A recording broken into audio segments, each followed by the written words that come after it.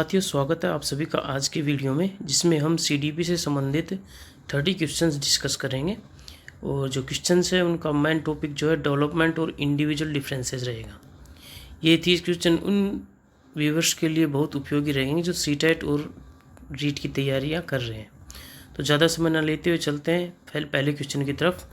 विकास जो डेवलपमेंट है वो कैसी प्रक्रिया है? Development is a process that is.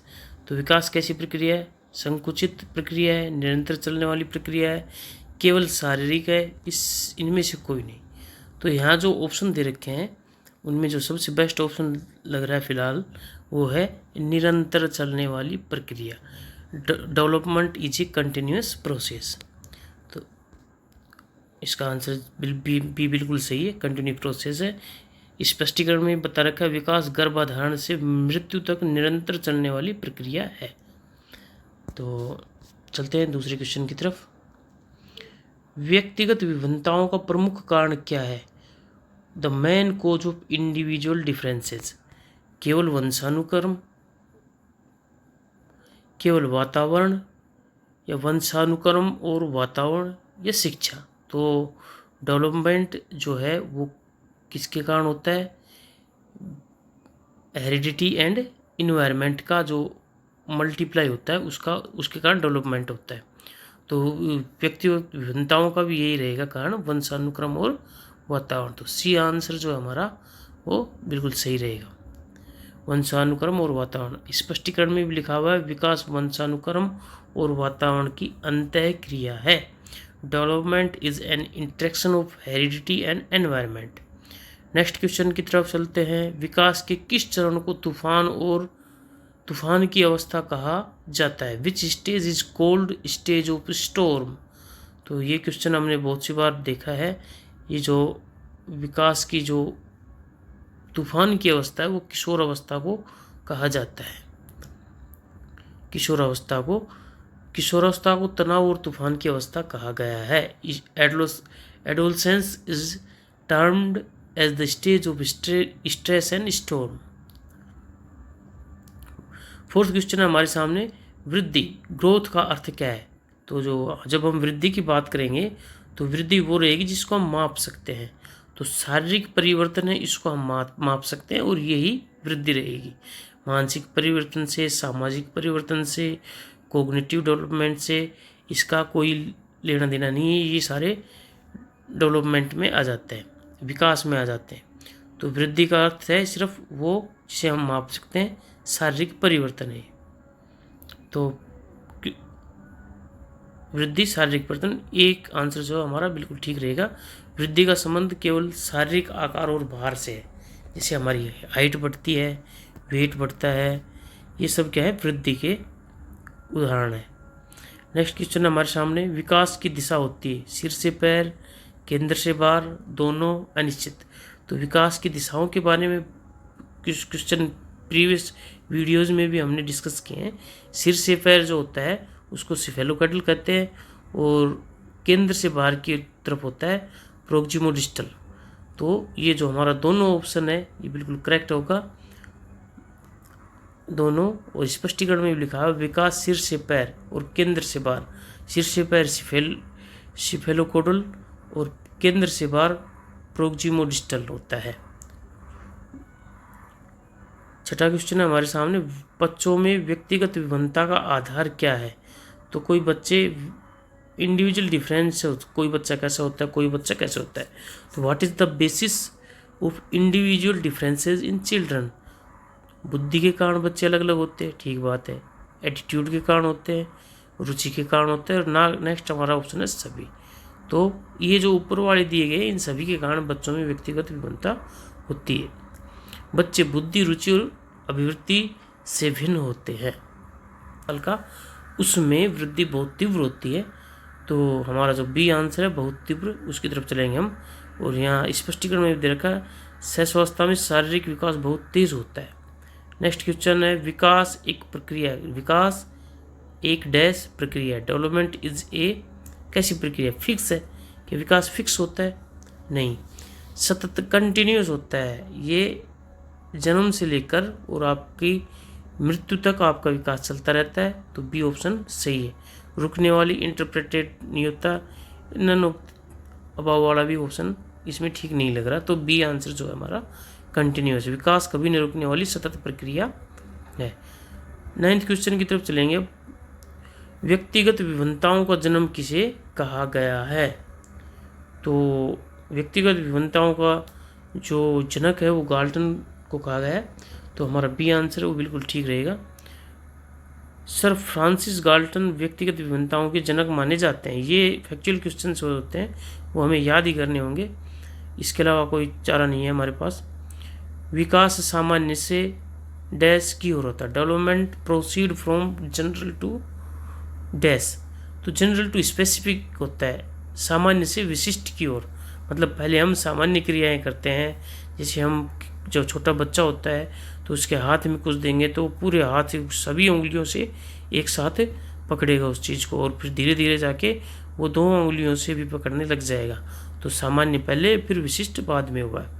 तो जो इसका आंसर है विशिष्ट, बी, ये बिल्कुल सही रहेगा। बी आंसर हमारा बिल्कुल सही है। तो बी की तरफ चलेंगे हम और इसका स्पष्टीकरण भी पढ़ लेंगे एक बार। विकास हमेशा सामान्य से विशिष्ट, जनरल टू स्पेसिफिक की ओर चलता है। Development always moves from general to specific. Next question है, वातावरण बाहरी शक्ति है जो हमें प्रभावित करती है, किसका कथन है? Environment is an external force that influence us, whose statement is this? तो ये रोस का कथन है। रोस ने कहा कि वातावरण में प्रभावित करने वाली बाहरी शक्ति है। What is the meaning of maturation? परिपक्वता का क्या अर्थ है? सीखना, क्या परिपक्व किसी व्यक्ति ने लर्निंग ठीक कर ली, लर्न कर लिया, क्या वो मैच्योर हो गया? शारीरिक विकास, कोई व्यक्ति जो है वो 6 फुट का हो गया, अच्छा लंबा चौड़ा हो गया, तो कहेंगे कि ये मैच्योर हो गया। लेकिन यहाँ जो बिल्कुल सही आंसर होगा वो होगा वंशानुगत विकास, हेरिडिटी डेवलपमेंट। तो जो साइकोलॉजिस्ट है वो ये मानते हैं कि हमारा जो मैच्योरेशन है वो हमारी हेरिडिटी से आता है। तो हमारा जो सी आंसर है वो बिल्कुल सही रहेगा यहाँ पर। वंशानुगत विकास, परिपक्वता जैविक और वंशानुगत विकास की प्रक्रिया है। बाल विकास का अध्ययन क्यों जरूरी है? बेहतर शिक्षण के लिए, व्यवहार सीखने के लिए, दोनों। तो दोनों हमारा जो आंसर है वो बिल्कुल सही रहेगा। शिक्षण और व्यवहार को समझने के लिए विकास का ज्ञान आवश्यक है। वंशानुक्रम का प्रभाव किस पर पड़ता है? Heredity influences what? तो वंशानुक्रम के कारण हमारे शरीर का रंग, हम गोरे हो सकते हैं, काले हो सकते हैं, ये हमारे जो पूर्वजों का रंग है उसके ऊपर निर्भर करेगा। हमारी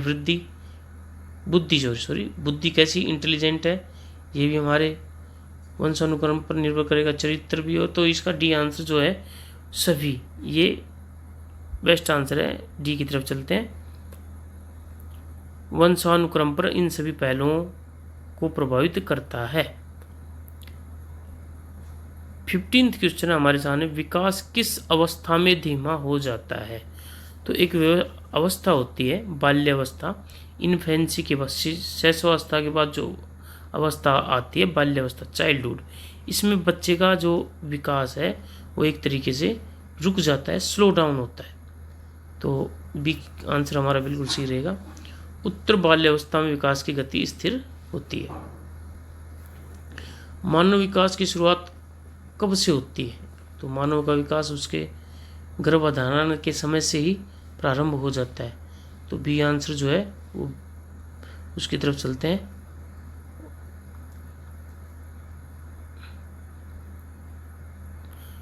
development begins from the conception stage. विकास के संदर्भ में कौन सही है? विकास बहुआयामी होता है, बिल्कुल सही बात है। हावर्ड गार्डनर ने इसके जो आयाम बताए हैं, 8 आयाम, उन्होंने बहुबुद्धि का सिद्धांत दिया है। तो विकास बहुआयामी होता है। विकास इंटीग्रेटेड होता है, विकास एकीकृत होता है। मतलब क्या हुआ इसका कि जब हम कोई काम करते हैं तो हमारे जितने विकास के पहलू हैं वो सभी एकीकृत होकर काम करते हैं। जैसे आपने साइकिल चलाना सीखा तो आपका जो शारीरिक विकास है वो, आपका मानसिक विकास, आपका हैंड आई कोऑर्डिनेशन, ये सब एकीकृत होकर काम करते हैं। तो बी भी सही है, ए भी सही है, तो जो सी आंसर है वो, तो उसके साथ हम चलते हैं यहाँ पर। विकास बहुआयामी और एकीकृत होता है। बुद्धि पर किसका प्रभाव पड़ता है? तो बुद्धि पर वातावरण और वंशानुक्रम दोनों का प्रभाव पड़ेगा। तो सी आंसर हमारा सही रहेगा भाई यहाँ पर। विकास की दर सभी बच्चों में एक समान होती है। क्या सभी बच्चे एक समान विकसित होते हैं कि भाई जन्म के 2 साल बाद सभी बच्चे बोलने लग जाएंगे? एक दिन आएगा कि जन्म के 2 साल और 1 दिन जैसे ही होगा तो सभी बच्चे बोलने लग जाएंगे। एक जन्म के 100वें दिन सभी बच्चे खड़े होकर चलने लग जाएंगे। तो सभी बच्चों में एक समान होती है? नहीं, एक समान नहीं होती है, भिन्न भिन्न होती है। तेज होती है, धीमी होती है, तर्कसंगत नहीं है यहाँ पर। तो विकास की दर सभी बच्चों में भिन्न होती है, ये बेस्ट आंसर है हमारा यहाँ पर। प्रत्येक बालक के विकास की दर अलग अलग हो सकती है। शैशवावस्था को क्या कहा जाता है?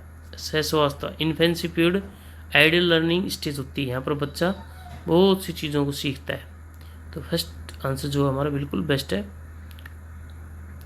किस मनोवैज्ञानिक ने व्यक्तिगत विभिन्नताओं को महत्व दिया? स्किनर ने दिया, टेलर ने दिया, दोनों ने, या कोई नहीं? तो स्किनर और टेलर दोनों ने व्यक्तिगत विभिन्नताओं को महत्व दिया है। 22वां सवाल है हमारा, वृद्धि रुक जाती, ग्रोथ स्टॉप्स एट, परिपक्वता पर, जन्म पर, मृत्यु पर, कभी नहीं। तो वृद्धि से पहले सवाल आया था, उसमें भी डिस्कस किया था हमने कि जिसको हम माप सकते हैं वो वृद्धि होती है। माप सकते हैं, जैसे हमारी हाइट है, हमारा वजन है, इन सब को हम माप सकते हैं।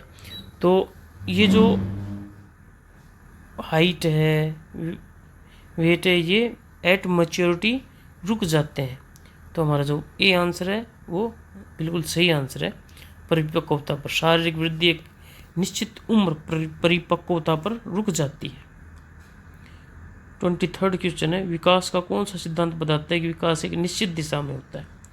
तो निश्चित दिशा का जो सिद्धांत है वो ये बताएगा कि विकास निश्चित दिशा में होता है। अब हमारे सामने 24वां सवाल है, बालक का विकास किस पर निर्भर करता है? तो डेवलपमेंट, ये क्वेश्चन बहुत सी बार आ चुका है कि डेवलपमेंट जो है हेरिडिटी और एनवायरनमेंट का गुणज है, अंतः क्रिया का फल है। तो बालक का विकास परिपक्वता और अनुभव, एक्सपीरियंस, दोनों पर निर्भर करेगा। किशोर अवस्था की विशेषता है आत्मसम्मान, स्वतंत्रता, बोध, या कोई नहीं? तो किशोर अवस्था में व्यक्ति बहुत आत्मसम्मानी होता है और इंडिपेंडेंट होता है। तो बोथ आंसर जो हमारा है वो सही है। 26th क्वेश्चन है, ज़्यादा समय नहीं लेंगे। समय, विकास में व्यक्तिगत विभिन्नताओं का क्या कारण है? तो व्यक्तिगत विभिन्नताओं में लिंग कारण, व्यक्ति विभिन्न में कोई मैन है, कोई वुमेन है, ठीक है। संस्कृति के कारण, बिल्कुल संस्कृति के कारण, कोई किसी प्रकार की संस्कृति को फॉलो करता है और उस संस्कृति के कारण उसमें उसके व्यवहार में भी परिवर्तन होते हैं। तो यहाँ पर जो दोनों आंसर है हमारा वो बिल्कुल सही आंसर है, दोनों। नेक्स्ट क्वेश्चन है, विकास के आयाम है। तो विकास के आयाम PCSE, physical, cognitive, social and emotional, इन दोनों के एक साथ मिला के बोल देते हैं।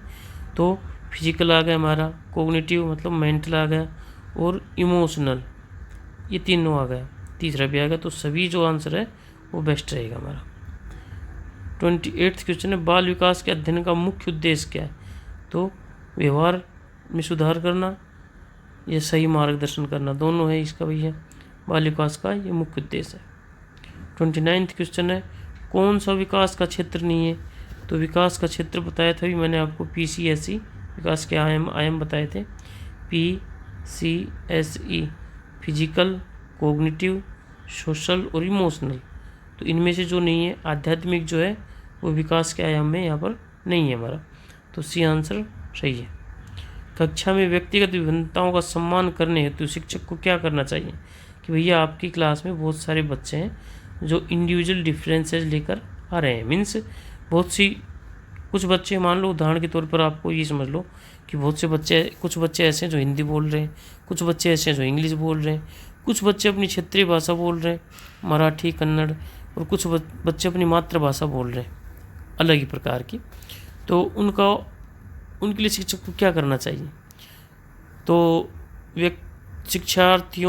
विद्यार्थियों की आवश्यकताओं के अनुसार शिक्षण पद्धतियों में विविधता लाना, ये बिल्कुल ठीक आंसर दिख रहा है, लेकिन अन्य जो ऑप्शन है वो भी पढ़ेंगे हम। कठोर अनुशासन अपनाना, ये निगेटिव है भैया। विद्यार्थियों को एक समान मानना, एक समान नहीं मान सकते आप, आपको इंडिविजुअल डिफरेंस के अनुसार हर बच्चे के लिए अलग अलग शैक्षिक प्रणाली अपनानी है। केवल प्रतिभाशाली बच्चों पर ध्यान देना, ये भी नेगेटिव है। तो हमारा जो ए आंसर है ये सबसे बेस्ट है, और ए आंसर की तरफ ही चलते हैं हम। तो साथियों, ये हमारा वीडियो कंप्लीट हो चुका है। अगर आपको अच्छा लगता है ऐसे वीडियो देखना तो चैनल को सब्सक्राइब करें, लाइक करें, कमेंट करें, जिससे मुझे मोटिवेशन मिलता रहे और मैं आपके लिए ऐसी वीडियो बनाता हूँ। तो अलविदा लेते हैं आपसे। धन्यवाद वीडियो देखने के लिए।